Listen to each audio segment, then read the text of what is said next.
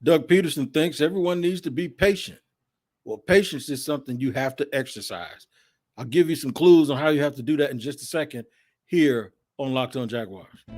You are Locked On Jags, your daily Jacksonville Jaguars podcast. Part of the Locked On Podcast Network. Your team every day.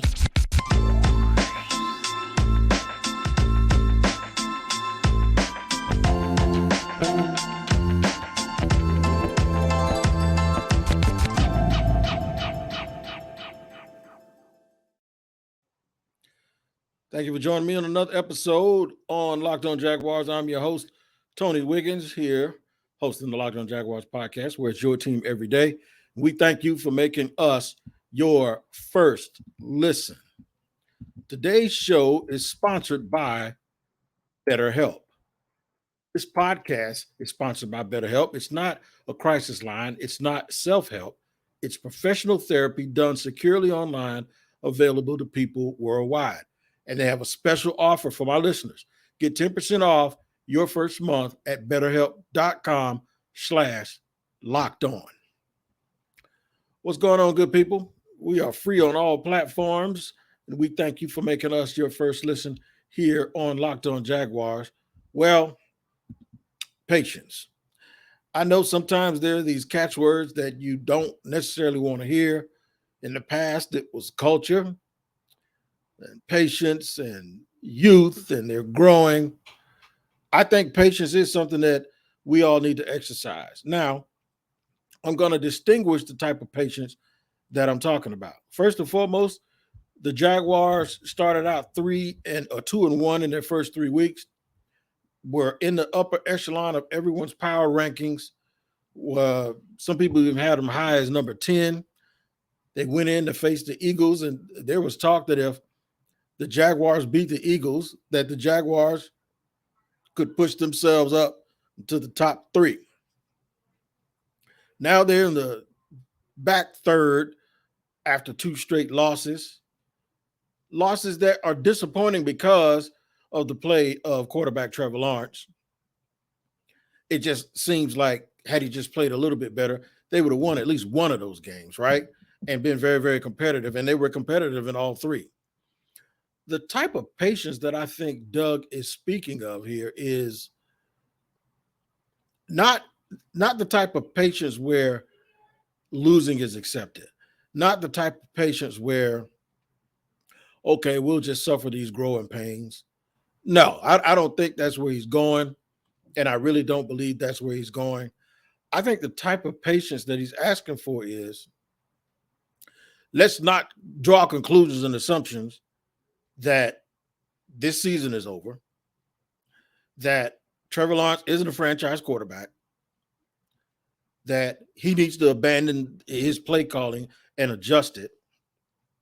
And I talk about that a little bit more because I talked about the play calling just yesterday. I want to tell you in segment 2 how counterproductive it is for someone to just totally change their identity and who they are. And then segment 3, of course, I'll give you a little bit of silver lining going into this week.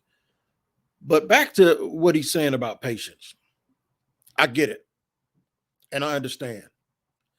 And I'm not just saying that just to go along with, I'm not in the go along, get along gang, or just want to say something that agrees with Doug Pederson because I want him to be my buddy or anything like that. No, I'm simply telling you that the reason why I feel this way is because we probably jumped to too many conclusions in the first place.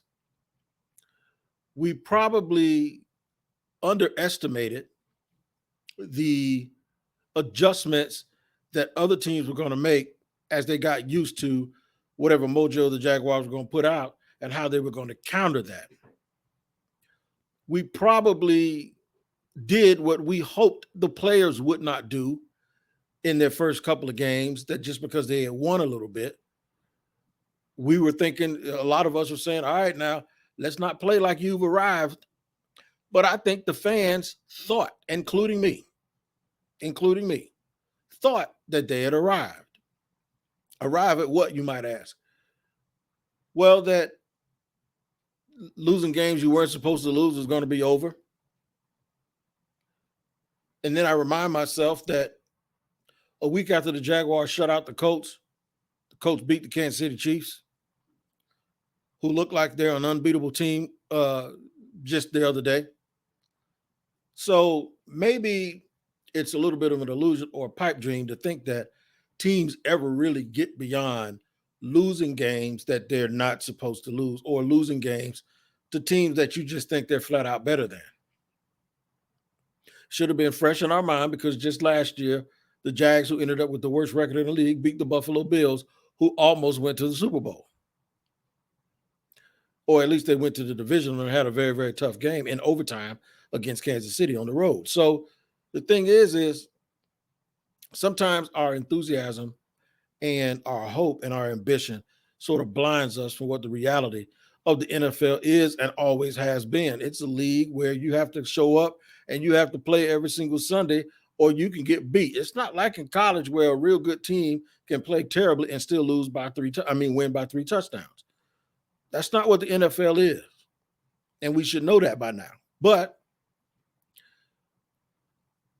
just like you have to calm yourself down a little bit, it doesn't mean that you have to pour fire on your burning embers about what this season is and come to all of these conclusions that they need to do this. I always call it getting rid of the wrong cargo. Like, you come to this hard conclusion. And I've seen it over and over again this week. And one of them is this: 16 ain't it. In case y'all don't know what that means, that's urban lingo for he's not who we thought he was. I don't agree with it. You can make a case for that being the case, and it certainly looks like there's room for the possibility that that might be true. But at this point, just to come to that conclusion is kind of ridiculous. And then it's just not reality. I had people asking me who the backup quarterback was. And I told somebody, I can't remember who it was, I said, it might as well be you, because they ain't going to pull Trevor out and put nobody else in there. You see your grandma out there playing quarterback next week before they put that next guy in there. So, no. I don't believe that any of that is the answer. I don't believe, and this is the one that's getting me, well, he needs to run the ball more. So 2 weeks ago, everybody was like, how come J-Rob only had this many carries? Sunday, a lot of people were like, how come ETN only had this many carries? And then you still get the question, after Travis Etienne had his best game as a pro, why didn't they give J-Rob the ball more? Sometimes coaches just don't tell you what's going on, right? J-Rob's still getting his legs up under him a little bit. And I think sort of coming out of training camp, they had the idea that they were going to put him on a little bit of a pitch count, because remember, the first time you saw him carry the ball was the first game of the season. I was out there. He wasn't even really mixed up with the team the entire training camp. So sometimes when you're working muscles, like you're working an Achilles, which ain't a muscle, it's a tendon, but you have to work a lot of muscles, and maybe there's a little bit of fatigue there. Maybe he had pulled a little something, or maybe they're just going easy and not wanting to put too much on his plate. And then maybe the game is just dictating, and they see something on tape that they need somebody that's going to hit things a little quicker. And maybe they saw stuff on tape and they said, God, if that was Travis, he would have taken it a little bit further. Travis had 2 long runs to start the game the other day, Travis Etienne, and maybe they decided we're going to go with the hot guy. But more than anything, I told you, like I said on yesterday's podcast, the Jags have to score points early. How many times have you heard Doug Pederson say, you pass to score and you run to win? To me, if you read the tea leaves, what that's telling you is this: I really want to get to the point where we can run the football, but in order for me to do that, we got to get these points first. And once we get these points and the defense is able to give us the lead, then we'll do more running, and then we'll do some play action, and then we'll catch them. We can do some screens. Screens have always been a big part of this offense, but you have to get in a situation where that's dictated and that's set up. And that's when the other team is a little bit desperate and they bring pressure, whether it's on a run blitz or even a passing situation. And you see them coming and you can dump that thing off for a screen and it could go the distance. So There are a lot of reasons why they aren't doing what they're doing or what they want to do, but I believe they're not getting to the point where they can really, really get to their groove and reach into their bag. In the 2 games that they won, they got to their point. They really, really got to it, and they got to what they wanted to do, and they reached in their bag is because they executed early. So for me, it comes down to execution. It doesn't come down to panicking. I'm going to talk about this scenario of what if they decided at some point, and I'm going to show you why it's a little bit ridiculous. What if they decided that Trevor Lawrence isn't the guy? What if they decided that he wasn't the guy and you got your wishes? What if they decide to just run the ball all game and you got your wishes? And then I'm going to talk about why, if Doug turns and starts doing things opposite to what he has already decided that he was going to do with this team, why that will be counterintuitive and counterproductive. And I'll do it in just a second here on Locked On Jaguars. Now a word from our sponsor, BetterHelp. I've been stuck before, y'all. I've been stuck focusing on problems instead of trying to find solutions. You know what'll do that? Divorce. You know what'll do that? Having family members go through depression. You know what'll do that? Having life-changing health issues and getting older and trying to work through them yourself. I have had to do that, and it can be tough when you try to train your brain to stay in problem-solving mode when faced with a challenge in life. When you learn how to find your own solutions, there's no better feeling. A therapist can help you become a better problem solver, making it easier to accomplish your goals, no matter how big or small. I was inspired to go to therapy because I stopped looking at it as weakness and started looking at it as a strength to admit that I needed some help. If you're thinking of giving therapy a try, BetterHelp is a great option. It's convenient, accessible, affordable, and entirely online. Get matched with a therapist after filling out a brief survey and switch therapists at any time. When you want to be a better problem solver, therapy can get you there. Visit BetterHelp.com/lockedon today to get 10% off your first month. That's BetterHelp, HELP.com/lockedon. We thank you for making us your first listen here. Once again on Locked On Jaguars, I am your host, Tony Wiggins. Been covering this team, I keep forgetting how many years. I think it's close to 15, but I know it's more than 13, so we're just going to call it 14 years. And I've seen a lot of coaches come and go. I've seen coaches give up on their plan and start throwing blankety blank against the wall to see what's stuck. And I hope Doug Pederson does not do that. If Doug Pederson does that, it cuts his knees off right in front of his team. Now you can make adjustments and you can from year to year change and grow and get better.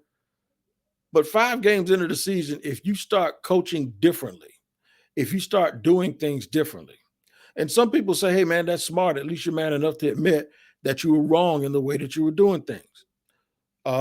You heard that last part? You'll have to admit 5 games into the season that you were wrong in the way that you decided to do things. Part of your job, it's not just play calling. It's not just game planning. It's not just evaluating personnel. It is recognizing and noticing what you have and what is the best option to move forward and how to win. And if you admit that you screwed that up, or as I used to say, you burnt the onions, then this season will be lost. It's almost equivalent back in the day when Jalen Ramsey was angry at Todd Wash's defense and everybody else was angry at it too. And a lot of the DBs didn't think they were being used correctly. And Jalen started doing his own thing, which is what he thought was the right thing. Well, that right thing turned out to be the more wrong thing, because whether Todd Wash was wrong or not, if you're going to do your own thing, then y'all really going to be wrong. Right? You see how I just used that? Right, wrong. It's just that you just can't change what you do. It's almost like realizing you missed a turn, but you don't have enough gas money to turn around and go back. You got to keep going. You got to stay on the road. You'll get there. You're just going to go the long way. And that's what it is. You cannot stop doing what you're doing because you have been preaching and preaching and beating this in over these guys' head. And it'd be one thing if the stuff just wasn't working because the plays were dead before they get started. It's not what's happening. They're not executing. And when you're not executing, that's when you're going to have to make adjustments. Guys got to execute. Guys got to play better. I hear people all the time go, why don't they run the ball more? Okay, so they didn't decide that they were going to be a running team this year, like they're going to be ground and pound, like they're going to turn into the 2017 Jaguars or the 2022 New York Giants. And I know you say, well, the Giants are 4-1, but okay, yeah, but the Giants, they've been practicing that stuff all summer. They knew their quarterback was suspect. Changing up too much now makes you have to admit that you think your quarterback can't handle something or that he's suspect, or is that you chose the wrong path. Right? You thought you were headed to the ocean, so you took a surfboard and a raft, but you ended up in the jungle.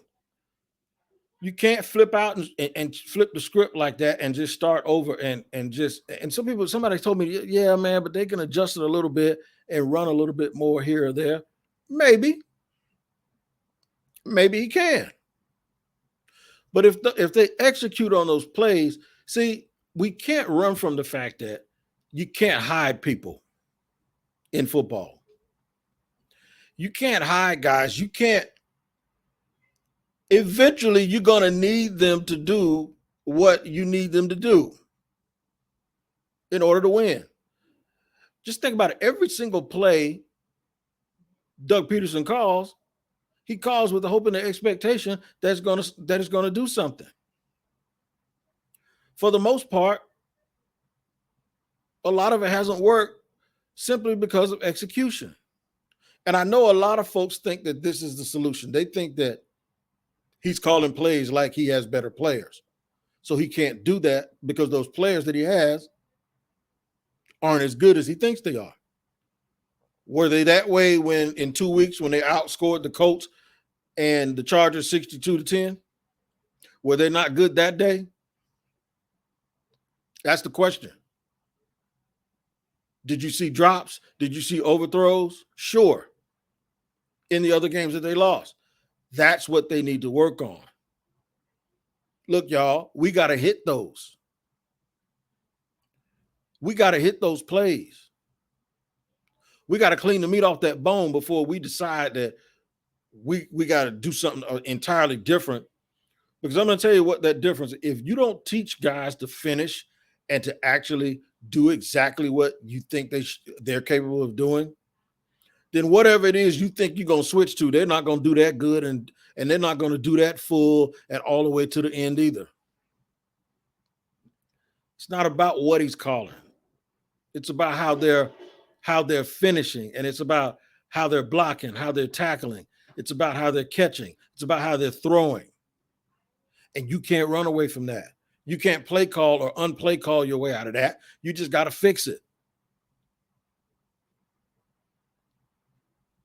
And if they decided what a lot of people out here think, Trevor Lawrence ain't it. Okay, so what you want them to do? You want them, in the offseason, you want to go get another quarterback? Who you want to draft another guy? Or you want him to keep working hard and you want to keep making him throw and you want to see if he can get out of this little funk that he's in, or you just going to concede that you need to try to aim at Will Levis because you ain't going to be picking high enough to get nobody else. So Will Levis is the answer to come here and be the quarterback, or that kid from Washington State.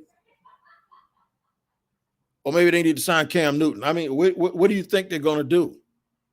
So to me, that little solution that people try to kick up is a bit of a non-starter. I'll give you a little silver lining, as I always do. In segment 3, after I let you guys know about BetOnline. BetOnline.net is your number one source for football betting info information this season. Find all the latest player developments, team matchups, news, podcasts, and in-depth articles and analysis on every game you can find. Y'all gonna need to look up some information on that Washington Commanders Chicago Bears game that's coming up Thursday. You're gonna need as much help as you can get, trust me. Because always, BetOnline remains your continued source for all your sport wagering information with live betting and up-to-the-minute scores for every sport out there. The fastest and easiest way to check in on all your favorite games and events, including baseball, MMA, boxing, and golf. Baseball's hot and heavy in the pennant right now, so check that out. The playoffs have started. Head to betonline.net to use your mobile device to learn more, because BetOnline is where the game starts. You start here with me every single day because it's your daily podcast. It's your team every day here on Locked On Jaguars, and we thank you for doing that. It's going to be some NFL key predictions that you need to pay attention to on Friday. Make sure you check out NFL key predictions every Friday on Locked On NFL. Locked On's local experts give you the inside scoop on the 5 biggest games of the NFL weekend, including Sunday and Monday Night Football, plus betting advice from the field's leading experts, BetOnline.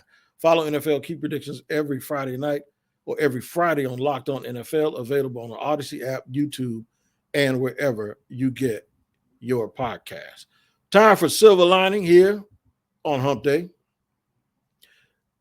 And we will be recording a crossover with the Colts. I know we just saw them a few weeks ago, but you're going to see them again on Thursday on our crossover special. Silver lining. I think Doug gets it. I think the players understand.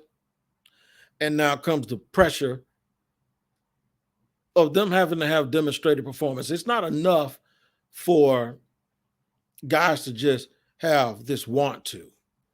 You have to really, really, really buckle down, man, and do all of this stuff that's in your heart. All of this, all that rah-rah stuff, that's cool. Anybody can speak it, but now you got to go and play. They got to go back and face Indy, and there's a little bit of a challenge here for them.